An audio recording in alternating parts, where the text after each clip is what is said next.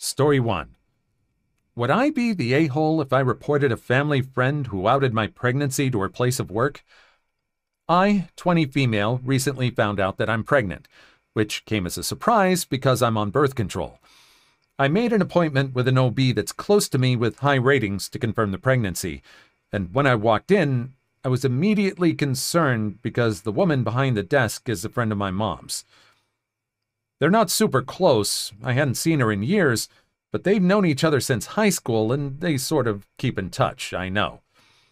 I didn't feel ready to tell anyone other than my boyfriend and obviously doctor about the baby, so I was freaking out a little. But my boyfriend assured me that she wouldn't be able to say anything to my mom about the baby without my consent. When I got home, my mom was waiting for me because she already knew about the baby. Apparently, her friend had texted to congratulate her before I could even make it home. Everything is going to be okay, and my mom is being supportive. But honestly, I'm ticked at this lady, and I want to report her to the OB. My family is supportive of the baby, but if she had opened her big mouth to someone with a different kind of family, the outcome could have been really bad. My boyfriend agrees with me, but thinks it's kind of Karenish. On the other hand, my mom thinks her friend crossed a few lines, but to report her and potentially put her employment at risk would be petty and an a-hole move. I think mom's friend is an a-hole, and a potentially dangerous one at that. Would I be the a-hole for reporting her big mouth to her employer? ETA. It's been asked a few times, so adding that I'm in the US. Edit 2. I wrote it in a comment, but I'll add it here too. I'm going to report tomorrow morning when the office is open, since right now it's the after-hours answering service. I'm going to make sure they know that nothing bad happened in my situation, so I'm just reporting out of concern for past or future patients. And my goal isn't to have her fired. Just make sure they know the situation and can handle however they see fit. I reported her first thing this morning. She was the one who answered, and I said I had to talk to my OB, but she couldn't come to the phone right then and called me back 20 minutes later. I explained the situation. She thanked me for telling her and said that they take matters like this very seriously and will be looking into it immediately. I doubt they'll let me know what happens, but if I do hear anything, I'll update again. Thanks so much, everyone. She is talking about concern about if this person divulges information to someone in a more sensitive position. But each time she's talking about reporting, she's talking about how ticked she is at this person. It's kind of 50-50, sort of half an a-hole-ish move. If nothing bad happened to her, she could have just let it go. I can't see her mind personally. If she's genuinely interested that this person's behavior could affect other people, and I can understand why she'd want to report it. And thinking about it, if the mom wasn't supportive, I think we'd be on her side if she reported this person's behavior.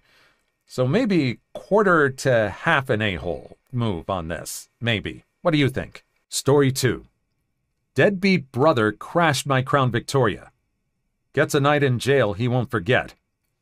I have an older brother, Dave, fake name, that has always been a jerk to me. There's only a 1-year gap between us. But he liked to beat me up when we were kids, and he always acted like anything that was mine was also his. He was also somewhat the golden child, which made me miserable, so no surprise, I moved out at 18. My uncle is a now retired police officer, and he took me in after I left home. He even hooked me up with a decommissioned Crown Vic. I absolutely loved that car. I don't know why, but Dave hated the fact I had that car. He drove 3 feeder cars into the ground while my Crown Vic kept chugging along.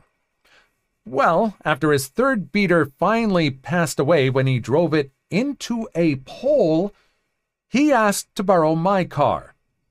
I had a bad feeling and said I wasn't going to do that.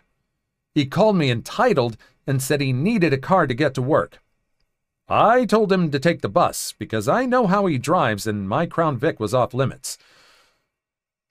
My parents called me after that and told me to just lend him my car. I said I won't, no matter what they say. I rely on the car and need it as well, since it's my personal transportation. Dave wasn't the only one in the world with a job he needed to get to. My uncle congratulated me for standing up to them and gave me a high five. A few days later, when I got off work, the car wasn't where I parked it. I called my brother's cell, but he didn't pick up. Then I called my parents and asked them if he took my car. They denied it. So I said I was going to call the cops, and then they admitted he'd borrowed it because he needed it. I told them he better bring it back right now, or I'll have the police looking for him. They called me a jerk, and then phoned Dave to bring my car back. He showed back up in the parking lot in my car 20 minutes later. I demanded to know how he stole my car, and he held up a set of police Crown Vic keys he bought online. Some were made universal. I told him if he ever stole my car again, I'd have him arrested. Then he had the audacity to ask for a ride home. I told him he made me wait in the December cold after stealing my car so he could walk. He called me a jerkwad before I drove away. After that, my uncle installed a tracking device in the car. When Christmas Day came, I was celebrating with my family like every year. The roads were cold and icy, so I had to be very careful while driving. By now, you're probably clued in on the title. Yep, Dave borrowed my car again during the Christmas party. Apparently, he decided he was going to go pick up a friend and figured I wouldn't notice. But I did when I looked out the front window and saw my car was missing. I pulled up the tracking app and saw he was a few miles away. Then called his cell to yell at him. Everyone in the party saw this and asked what was going on. I said, Dave stole my car. Again. And my uncle confirmed it wasn't the first time. Dave told me over the phone to frack off and he'd be back soon. I said he better not have been drinking, but he just hung up on me. Well, while I was watching the tracker app, the dots stopped and didn't move for a while. Soon, we got a panicked call from Dave asking for help. He'd crashed the car because he couldn't handle the icy roads and he wasn't used to a rear-wheel drive vehicle. So we piled into my parents' minivan and followed the tracker. We found Dave by the road and my Crown Vic nose deep in a snow-filled ditch. My uncle was furious, as it was formerly a car of his department, and I was mad as hell at Dave for stealing my car again. My parents wanted me to let it go, but I said enough was enough and was going to call the police. Dave begged me not to because he really had been drinking before he set off and would get a DUI. I said he was going to pay me back for my damn car then, or I'd sue him. Well, as luck would have it, the police were already aware of the accident and were driving in to check on the scene. Someone else had called them, I guess. My parents tried to say that I was the one driving the car, and they were just there to help me. I said that wasn't true, and my uncle backed me up. In fact, one of the cops that was there recognized my uncle, and they had a chat. Then they went to Dave and asked to see his license, which I then found out was suspended after he'd crashed his previous car. Then they breath tested him. He wound up with cuffs slapped on his wrists while my mother was crying and begged the police not to take him away. But the officer just said that she and my dad could get arrested too for lying to the police. That shut my parents up, and we got back in the minivan. The Christmas party ended early, and my parents drove me and my uncle home since he rode with me. They didn't say much to either of us the whole drive and just sped away as soon as we were out of the van. They nearly slipped off the road themselves doing that.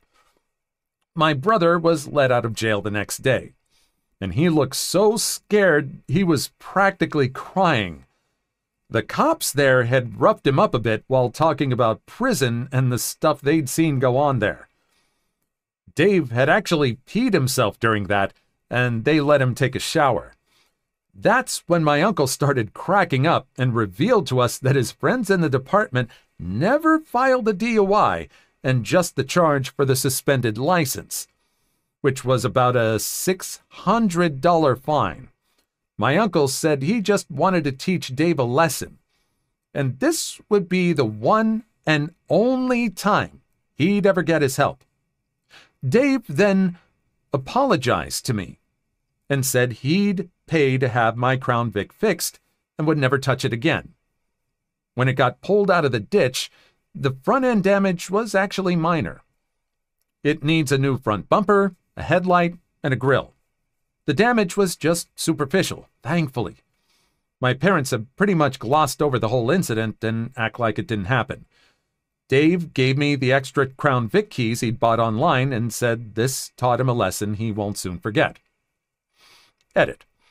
Okay, guys, I'm kind of tired of so many griping about how my uncle broke the law by keeping my brother's DUI from ever being filed. I did not consent to that. I didn't want him to do it. But by the time I found out, it was already done. My uncle isn't a bad person. He was actually a great cop that believed in people getting second chances. And he was thanked for that many times. Last year, I saw a random man recognize my uncle and thank him for putting him on the straight and narrow some years ago. My uncle also detests racism, as do I. I won't deny the cover-up of the DUI by the department was wrong, and I have no idea how they did it, but it's already done. I no longer care about that. My brother willingly paid in full for the repairs to my car, and he's keeping out of trouble. I know he could have hurt or unalived someone. That much is obvious. But he didn't. My parents should have been arrested for lying to the police, too, but they weren't. But my father was arrested later anyway because he attacked a man after being called out as a narcissist. And now that situation is what's currently going on. What happened with my brother is basically done now. My father trying to cave a man's face in, I'd say, is far more important at the moment than something that happened weeks ago. I've already heard it in all the comments about police corruption, needing to get my car rekeyed or have the locks changed or several other measures. I plan to have the locks changed or rekeyed when I can afford it. But I currently can't afford it. So in the meantime, I'm getting a kill switch and a steering wheel club. I was thinking about that when I was reading this. Before this second incident happened, he probably should have sprung for a steering wheel club, knowing this happened. But, everything's said and done. It's amazing that these parents are treating the so-called golden child brother with these kid gloves when he has ruined 3 cars, drove one into a pole, and was doing it while drinking. They have some serious blinders on when it comes to that son. And I don't blame this guy at all for wanting to move out on his own. And the uncle seems to be someone that's more of a realistic person. Yeah, there is a case about corruption and everything. One could also argue that this guy, this brother, is being given a second chance if that's the only thing that he's doing. If that's the only thing that's going to happen. And this time, it seems to have worked. It looks like the brother is keeping out of trouble. Hopefully, we'll see that seed grow into something positive for the brother. Please like and subscribe if you made it this far. I hope you'll enjoy the rest of the video and have a wonderful day. Story 3. My entitled neighbor wanted to join us for dinner. My husband wasn't home, and it was just me with my 2 children and my cousin who was visiting. It was raining out, and my neighbor rang the doorbell. Let's call her Elaine. She said she was locked out of her house and needed to wait for her husband. I don't know this neighbor very well. We recently purchased our home.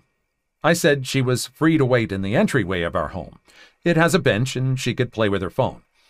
She asked if she could join us for dinner. And I said, I don't know her very well, and my husband isn't home. She said she doesn't mind. I said, but I mind because it's a safety issue. She feels safe, and I shouldn't worry. I said, I don't feel safe. She got quiet for 30 seconds and said she's an occupational therapist and a healthcare professional, so we should feel fine. I said no. She can wait in the hall or leave. I'll bring her a bowl of food. She was on the phone for 3 hours and yelling, saying how we were horrible people for not letting her in.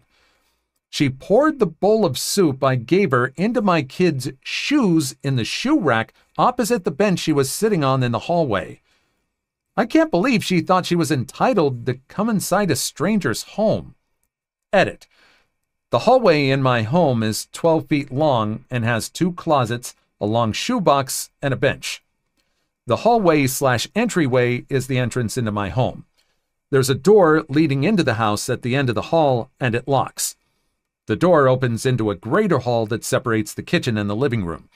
The door leading into the actual home part of the house is always locked, and I locked it and didn't let her in there. She wanted to go inside and eat in the kitchen with my kids and cousin. I don't know her very well. I did give her food, and I allowed her to come inside the hallway/entryway because it was raining. We were in the kitchen, and we heard her on the phone for hours and didn't know what to do. We recently moved into this neighborhood. We waited for her to leave, and when we went into the hall, we saw the mess she made by pouring the soup into the kids' shoes. The shoes were washed immediately, and the shoebox was wiped down. If I had known her better and/or my husband was home, I would have invited her inside. Inviting someone to come in to eat when it's raining outside is one thing.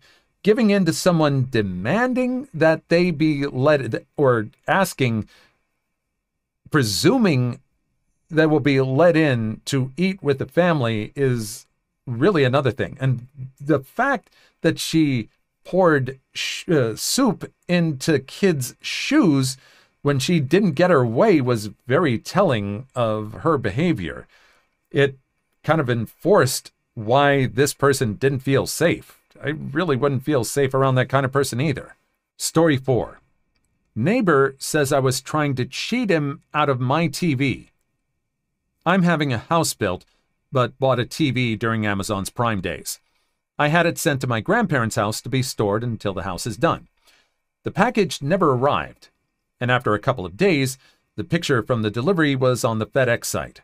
I sent it to my grandfather, who recognizes it as his neighbor.